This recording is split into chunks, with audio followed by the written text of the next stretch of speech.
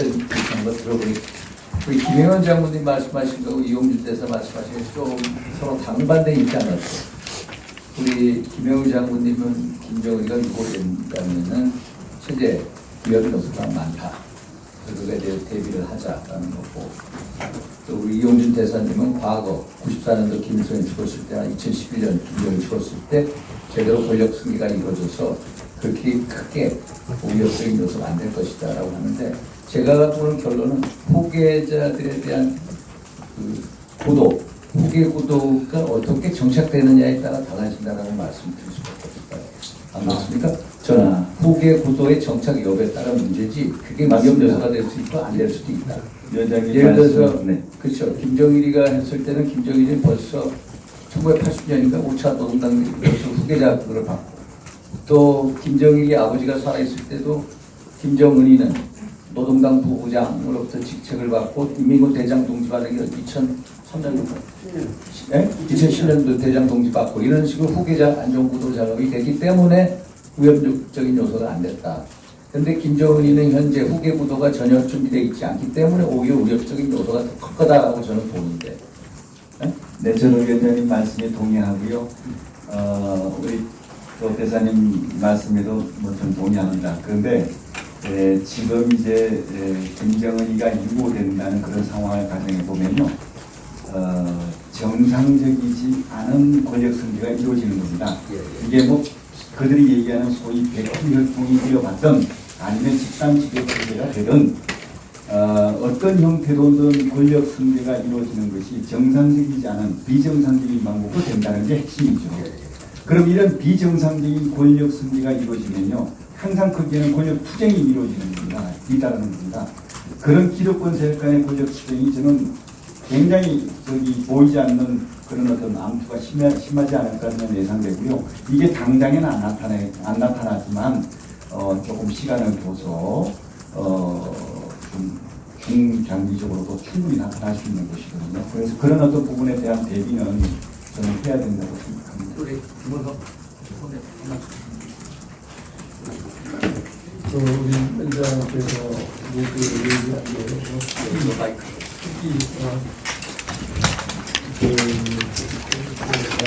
했는데, 지금 생각하기에는 이 부분에 대해서 조평가들을 하시고요. 그러니까 이 특이 동향에 따라서 김정은 위원장은 어떤 문제점이 있다 없다, 이런 부분에 대해서 의견들을 좀 묻고 싶고, 이게 이제 뭐 지금 말씀들 하셨지만은 분명한 것은 과거에 김정일에서 김정은, 아니 그죠, 김정일에서 김정은의 후계 이양을 하는 과정하고 지금은 확실히 다른 상황이다. 근데 이제 그 부분에 대해서는 우리 이 대사님께 여쭤보고 싶은 게, 이제 지금 아까 설명해 주신 대로 준비된 상황 속에서 이양을 했을 때에는 별 문제가 없었으나 지금 상황은 전혀 준비가 되어 있지 않은 상황에서의 이 변고다. 그렇다라고 하면은 그 과거와 같은 그런 문제점이 없을 것인지 그거에 대해서 말씀해 주겠습니다. 특이 동향을 좀 말씀드릴까요? 네, 지금 논란이 되고 있는 김정은의 실제 이상선에 대해서 정확히 아는 사람은 북한에서 열정가락 안 해주지 않습니다. 이른바 최고 존엄의 문제이기 때문에 서방 세계 언론에 나오는 모든 이러한 보도들은 불확실성에 근거를 하고 있는 겁니다.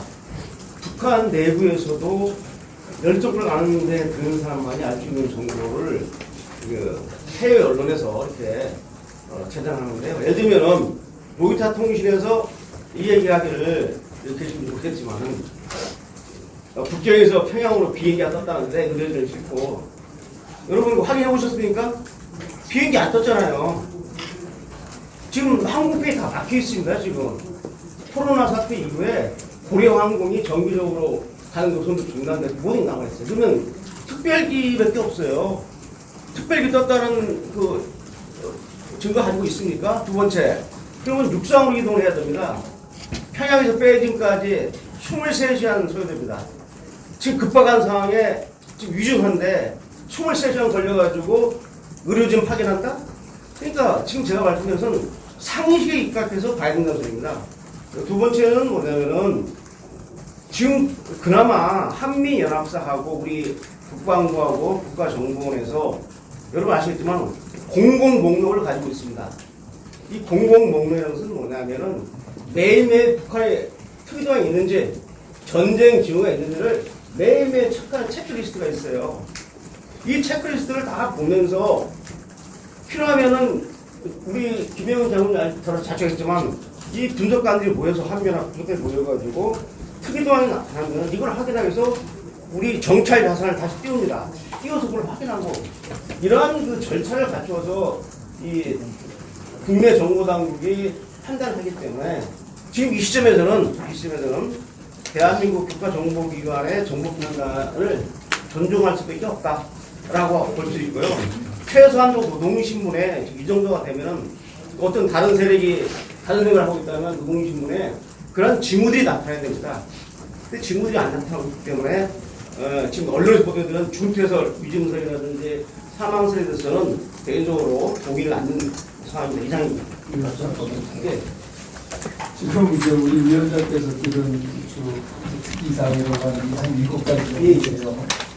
이제 이 부분은 평상시 하지 않던 이제 나타난 상황들이잖아요. 그 부분에 대해서 우리 위원장님은 왜 이런 상황이 전개가 되는지 그거에 대해서는 어떻게 뭐 정보가 없으니까 뭐 말씀할 수 없다는데 이런 상황을 어떻게 보시는지 그거에 대해서 한번 말씀해 주세요. 윤상희 위원장님이 말씀하신 특이도량에서 그 4개 정도는 의미성이 있습니다. 우리가 좀 북한에 문제가 있다고 판단할 만한 의미성 있는 내용이 있지만 우리가 퍼즐을 맞출 때 전반적인 그림을 그리는데 3가닥, 4가닥만 가지고는 전체 그림이 안 보이지 않습니까? 예를 들어서 드론 문제입니다. 일부 탈북자 인권단체에서 드론을 띄워서 평양지에 살포했다고 하는데 그 드론이 평양까지 갔는지 논문이고 만약 평양을 뚫었다 한다면 북한에서 반응이 없는 것은 뭐냐면 지금 아니 그거는 저도 뭐 중요한 요인이라고 보진 않는데 예. 일단 태연대에 참석을 하지 않았다라든가 네, 그건 의미가 있는 겁니다. 예, 타겟 지금 뭐 전 세계 언론들이 저기 오보든 어쨌든 간에 계속 축сон 보도가 일어나는데 여기에 대해서도 아무런 언급이 없이 그 반응이 없단 말이에요. 그리고 또 그 이후에 지금 그 김정은 위원장이 노출되지 않은 이후에 그 뭐 여러 가지 정상적으로 상황은 전개되고 있다라고 얘기를 하지만 실질적으로 나타나지 않잖아요. 왜 안 나타났을까 그렇다라고 하면 또 그런 부분들에 대해서 뭐 깜짝 쇼를 하려고 그런다. 지금 상황이 북한이 처해 있는 전 세계적 상황 속에서 깜짝 쇼를 할 만큼 어떤 이유가 있는 것인지 만약에 있다라고 하면 그런 부분에 대해서 이제 그 김정은의 소위 그 정책 결정 패턴을 보게 되면 필요한 돌발성, 즉흥성, 다발적입니다. 그래서 어떤 일정한 패턴을 보일 수가 없어요. 김정은의 정책 결정을 보면. 그렇기 때문에 지금 김정은이가 2가지로 상황이 되는데 첫째는 김정은이가 건강한데 지금 15일 동안 안 나왔다는 것은 뭘 의미하냐. 이 즐기고 있다는 겁니다. 이 상황을 즐기고 있다는 거죠. 자기는 멀쩡한데 서방 세계를 노를 띄고 있으니까 이 김정은의 심리 상태로 볼 때는 그럴 가능성은 많습니다. 즐기고 있는 거죠. 그래서 이제 최대치로 올려놓고 등장하는 가능성을 배제할 수 없는 거고요. 두 번째는 지금 그 아까 우리 위원장님도 말씀하셨지만 지금 우한 필름이 지금 북한에 국민들이 인정하지만 참가하고 있는 상태에서 나오기가 뭐하다라는 것을 좀 보여주는데 저는 이런 생각을 했습니다. 뭘 생각했냐면 이번 기회를 이용해서 북한 내부에 존재하는 반 김정은 세력, 김정은에 대해서 불만을 갖는 세력을 일거에 파악해서 복권해가지고 등장을 해서 그 중앙당 집중 기도 검열을 벌여가지고 종파 기회주의자들 좀이라도 이 김정은 정부의 회의를 뽑힌 세력을 일거에 다 처단할 수 있는 좋은 기회가 서방으로 좀 만들어주는 겁니다. 살아있다고 한다면 자 그다음에 정말 서방언론 말대로 김정은이가 매우 유중한 상태라면 어떤 일이 벌어지냐면 최소한도 우리 체크리스트에 갑자기 유무선 전파량이 증가한다든지 이 부의 배치가 전방에 배치되고 강화된다든지 병력이 되게 있다든지 이런 징후들이 나타나야 되거든요. 그런 징후들은 바로 우리 정보기관인 과학동물 쪽에도 다 좋은 상황인데 거기에 안 나타난 거 아니에요? 거기에 이상이 없다고 자신 있게 말을 하기 때문에 제가 그걸 존중하는 그 것이고 부분에 대해서는 네. 아까 우리 이 대사님께서 말씀하신 대로고 과거에 김정일 때도 김일성 때도 그런 특이도원령이 그런 부분에서는 없었고 만약에 지금 말씀하신 대로라고 하면은 서방 언론이 만든 게 아니고 그럼 처음서부터 이러한 상황을 의도했다고 보시는 거예요, 김정은. 의도한 게 아니라 본인이 안 나타나다 보니까 서방서에서 이게 태양절에 나타나지 않은 건 설명이 안 돼요. 예, 태양절이 안 나타나는 것도요. 2012년부터 19년까지 제가 통계를 보니까 실제 꼭 김일성, 김정일 생일하고 김정일, 김일성 생일날하고 사망날하고 그다음에 1월 1일 날 신년에 2번 정도 안 나타난 게 있습니다. 이게 당연히 그 김정은이가 2번 정도 안 나타났어요. 아니 그 태양절. 네, 태양절은 저는 참석했습니다. 태양절 그러니까 네. 태양절은 하루에 저는 아니 이게 다른 상황이고 네. 태양절을 보는 관점에서 제가 보는 관점에서는 김정은의 입장에서는 태양절은 아주 다른 의미가 다른 의미인 것 다소 그 김일성을 따라서 하잖아요.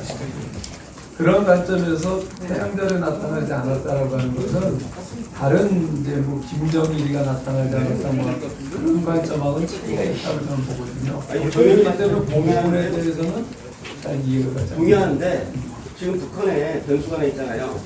코로나 바이러스 창궐하기 때문에 평양에 지금 김정은이가 최고 전략 김정은이가 평양에 있을 수 없는 거죠. 그런 상황이라면은 그래서 원산으로 간 거 아닙니까? 4월 10일 날 간 거 아니에요? 코로나 때문에 단계 주고 그러니까 지금 거기 코로나, 그렇게도 우리가 출연할 수 있다는 거죠. 알겠습니다. 하신 말씀 우리 정원님 질문하셨습니다. 정 의원님 질문하신 것과 관련해서 제가 이제 한 말씀 드리면요. 김정은이의 어떤 그 특이 동향이 있다 없다 이 문제는요. 북한의 어떤 특수성을 우리가 명확히 이해할 필요가 있다. 그래서 북한의 특수성을 가지고 우리가 평가를 해보면 북한이 공식적으로 발표하기 전까지는 우리가 추정에 의해서 이렇게 일분절분 얘기해야 되는 거거든요. 물론 이제 중간중간에 어떤 객관적인 어떤 팩트를 가지고 이렇게 얘기를 할 수도 있지만 그런 것들은 정확한 실체라기보다 어떤 추정에 가까운 거거든요. 그래서 저는 이게 어떤 특이 동향이 있다 없다 이런 어떤 것들보다는 우리가 이런 자리를 마련한 것에 대한 의미를 좀 두 가지를 두고 싶어요. 하나는 어떤 있다 없다 특이 동향이 있다 없다 김정은이가 뭐 유고됐다 안 됐다 이런 어떤 얘기가 나올 때는 어쨌든 간에 우리 입장에서 봤을 때 우리에게 영향을 주는 최악의 상황이 뭐냐 이 최악의 상황을 상정해서 그걸 가지고 이제 우리가 이렇게 한테 고민하고 이런 자리를 만들어서 한다는 게 의미가 하나 있는 것이고요. 또 하나는 최소한 지금 김정은이가 유고됐다 안 됐다를 떠나서 건강 이상설이 있다는 것만큼은 합리적인 의심이라고 저는 생각합니다. 그러면 이 건강 이상설에 비춰봤을 때 김정은이가 오래 가진 못할 것이다. 살아있더라도 그런 어떤 추정을 할 수가 있는 거 아닙니까? 그래서 그런 어떤 중단기적인 그런 대안의 차원에서도 이런 어떤 우리가 고민을 하고 대비를 하는 것이 의미가 있는 거 아니냐 그런 측면에서 저는 두 가지 의미를 부여하고 싶습니다. 대단히 말씀 없으시면 아까 저 질문하신 분께서 정 의원께서 과거에 준비된 상황에서의 권력성교가 현재와 같은 준비되지 않은 상황에서 즉 변고가 나서 권력성기 약되는 상황이 다를 수 있다. 물론 맞는 말씀입니다. 그래서 이번에 권력성기는 과거처럼 순탄하지 않을 가능성이 많이 있습니다. 그런데 순탄하지 않은 권력성기의 가능성이 두 가지를 볼 수 있습니다. 하나는 백두혈통이 승계는 받았는데 과거 김정은이나 김정은처럼 확고하게 지지를 정권을 안정시키지 못하고 불안정한 상태에 있는 방식이고 또 하나는 비백두혈통에서 이제 정권을 탈취하고 있다는 가능성. 근데 결국은 두 가지 다 경우에 북한 내부 정세는 거의 비슷한 결과가 처해질 것 같습니다. 대단히 불안정하고 내부의 그 결속의 결속과 체제를 견고히 하는데 집중할 수밖에 없기 때문에 대남 도발을 한다는 게 어떤 대남 정책은 위축될 수밖에 없을 것으로 보입니다. 과거 북한이 여러 차례 김일성 시대부터 많은 대남 도발을 했지만 그 대부분은 북한의 내부 체제가 아주 견고하게 정착이 되고 또한 아주 자신만만할 때 주로 그런 도발들이 있었습니다. 앞서도 말씀드렸지만 체제 권력 승계 같은 자기 내부의 위태로운 상황에서 그런 일이 거의 없었습니다. 그래서 만에 하나 북한이 어떤 내부적인 갈등을 밖으로 표출하기 위해서 대남 군사도발을 할 가능성과 완전히 제로라고 할 수는 없지만 그 가능성은 대단히 적을 것 같고 오히려 북한의 국내 정치적인 혼란 그리고 불안정은 군사적인 대남 도발을 자제하는 효과가 더 클 것으로 보이고 또한 그 새로운 지도자가 어떤 북한의 생존이나 또 권력자로서의 자기를 차별화시키기 위해서나 또는 내부적인 또 국민적인 거기 국민이라는 게 있는지 모르지만 주민들로부터 지지를 받기 위해서 오히려 개혁 개방을 조심스럽게 더 적극 추진해 나갈 가능성이 있지 않나. 그래서 어떠한 경우가 되든 북한의 권력 승계가 안정적이지 않고 위태롭게 진행이 된다면 한국으로서는 그리 나쁜 상황은 아니라고 생각이 듭니다. 우리 언론 여러분 뭐 질문하실 거 있습니까? 혹시? 저희 질문 하나 있습니다. 예, 우리 정찬호. 우리 아까 전에 말씀하신 거 코로나 때문에 김정은이가 본인의 건강보다는 코로나 때문에 원산대로 이동했을 수가 있다. 라고 하니까 그렇다면은 태양절까지는 하고 갈 수 있지 않습니까? 그럼 그렇게 태양절까지 건너뛰고 빨리 원산에 가야 되는 이유가 있었을까요? 그거 하나 하고요. 근데 우리 정부는 굉장히 아주 강조를 하다시피 하면서 전혀 그 신변에 이상이 없고 뭐 굉장히 잘 지내고 있다라는 식으로 하는데 이렇게 아까 말한 대로 북한 최고 몇 명밖에 모른다는 안위를 지금 우리 정부가 이렇게 굉장히 아주 과도할 만큼의 어떤 강조를 하면서 안전하고 건강하다. 심지어는 뭐 0.01%밖에 없다고 이런 얘기까지 지금 여기서 나오는데 이렇게까지 정부가 강조를 하는 게 정말 그런 어떤 팩트와 소스가 있어서 그런 것인지 아니면 약간 정치적인 측면이 있는 것인지 두 가지 좀. 기자님 질문하고 아까 우리 정현님 질문이 갖는 의심이 그게 이제 합리적 의심입니다. 사실 그렇게 생각할 수 있어요. 4월 15일 날 이때까지 8천이나 갔는데 1년 동안 안 나왔다.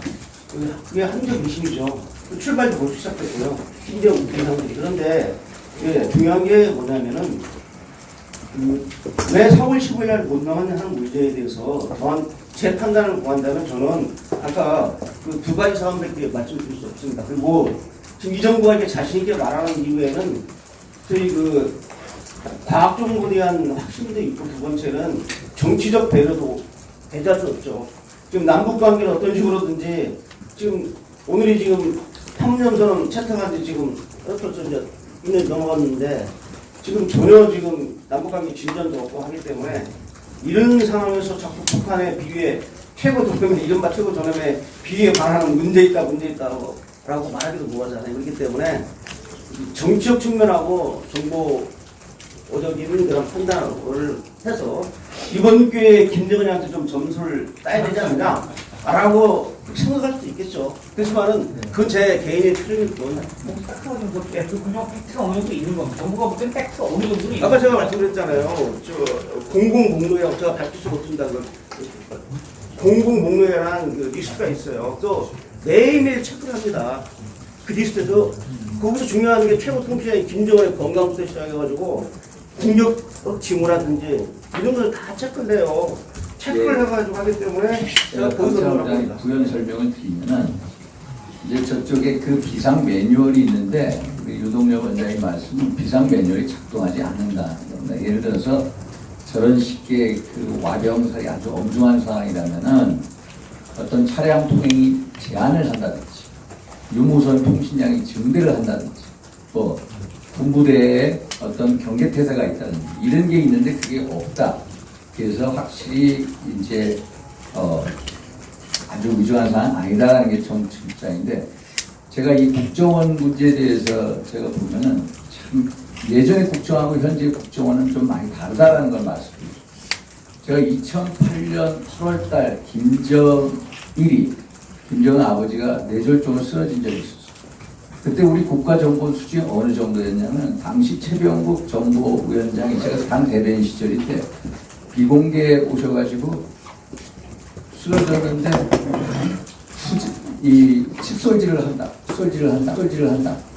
이것까지 정보를 듣고 와가지고 그걸 얘기했어요. 그래서 언론에 나와서 김정일이가 건재하다. 곧 괜찮다라는 것까지 했는데 그 당시에 우리 국정원이 제가 알기로는 불란서 의사들이 김정일의 뇌에 대한 MRI 촬영을 했습니다. 그것을 우리 국정원이 그걸 입수를 해서 뇌출혈 정도가 어느 정도다. 그리고 앞으로 3년 이상 못 산다라는 결론까지 낸 적이 있어요. 결국 2011년도에 죽었어요. 죽었을 때 국정원이 죽었다라는 사실을 북한이 발표하기 전까지 몰랐어요.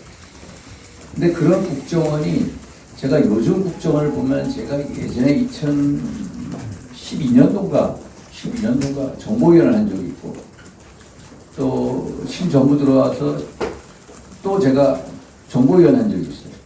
근데 정보위원 하는데 원장, 그 관계자들, 북한 문제 정세국장 한 30-40명 있는 데서 김정은 위원장이 할아버지 김일성을 따라하는 거가 있는데 여러 가지 따라하는 게 많죠. 옷차림부터 헤어스타일 모든 거 따라하는데 목소리가 80% 닮았다. 김정은이가 할아버지의 목소리를 80% 닮아서 따라하기를 한다. 혹시 알고 있는 분 계십니까? 했더니 국정원 관계자, 국장 이상 아무도 몰라. 그래서 제가 강 부장이 그때 반발한 게 아니 2011년도가 12년도에 우리 정보위원들한테 전부 보고하기를 김정은이가 할아버지 따라하기로 해서 육성을 체크를 했는데 80%가 같다고 라고 우리 정보위원들한테 보고를 했어. 그게 우리가 언론에까지 다 나왔어. 그런데 서울정보원에서는 국장급 이상의 그 사실을 아무도 모른다 이거. 그러니까 국정원이 과거에 보고한 것도 국회에 보고한 것도 제대로 아는 실무자들이 없다는 거. 그래서 제가 참 국정원의 수준에 대해서 참 놀란 적이 한두 번이 아니거든. 그래서 일단은 윤동료 원장의 말씀은 이제 여러 가지 아까 말씀드린 유무선 통신량이라든지 차량 제한 군부대에 대해서 경계 태세 등을 보면은 공식적으로 우리가 엄중한 상태라고 볼 이유가 합당히 없다. 그래서 특히 동향은 없다라고 얘기를 하는 거다. 이렇게 봅니다. 그래서 우리가 오늘 신병제 이설 관련해서 했지만은 솔직히 북한 문제는 깜깜한 상자 안을 들여다보는 거랑 똑같아. 진입 파악을 할 수가 없어요. 그러니까 우리가 그냥 뭐라고 그러냐? 워처라고 그래, 워처. 미국에서도 노스 코리아 워처스라고. 리서처라는 말도 안 해. 그냥 들여다보는 거예요. 걔네들이 북한에서 이거다라고 얘기할 때까지는 몰라요. 그래서 진위 여부에 대해서 우리가 모르는 가운데 특히 동향은 이러이러한 사실이 있고 그런 사실을 가지고 진짜 방점은 정말로 요구가 됐을 때 우리가 어떤 대책을 세워야 되느냐, 대책이 있느냐 없느냐 이게 방점이다 라는 말씀이십니다. 제가 이렇게 정리하겠습니다.